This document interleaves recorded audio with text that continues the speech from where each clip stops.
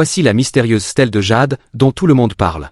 Selon les anciennes légendes, celui qui la possède peut invoquer les créatures les plus terrifiantes du monde des morts. Un explorateur nommé Lucas apprend qu'un ancien tombeau vient d'être découvert.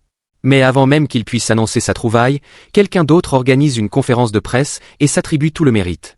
En voyant la nouvelle, Lucas ne tient plus en place et se rend aussitôt dans un laboratoire où l'objet est étudié. Là, il place son pendentif dans un étrange mécanisme ancien. Mais contre toute attente, il ne découvre pas un sarcophage de jade comme prévu. À la place, il tombe sur une petite momie miniature. Pendant ce temps, la momie, accompagnée d'un chien et d'un petit oiseau, le suit discrètement jusqu'au laboratoire. Lucas leur demande de ne surtout pas toucher au sarcophage pendant qu'ils tentent de déchiffrer les symboles anciens gravés dessus. Pourtant, la petite momie retire les chaînes qui maintiennent le sarcophage fermé. Une seconde plus tard, la momie enfermée à l'intérieur se réveille brusquement. En un instant, Mélanie et les deux animaux sont aspirés dans le sarcophage, tandis que Lucas échappe de justesse au piège. Quand le sarcophage s'ouvre à nouveau, tout a changé. Les deux animaux ont fusionné en une seule créature étrange, et le corps de Mélanie commence à se transformer. Très vite, une malédiction incontrôlable envahit la pièce.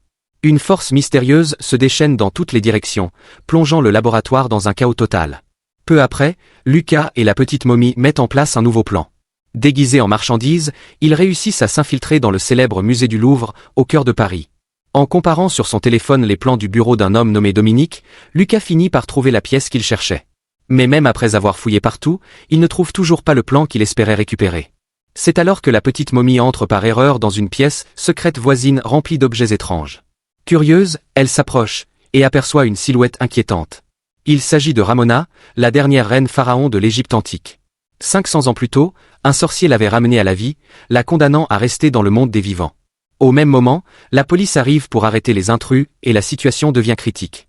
Mais Ramona découvre un passage secret caché dans le bureau.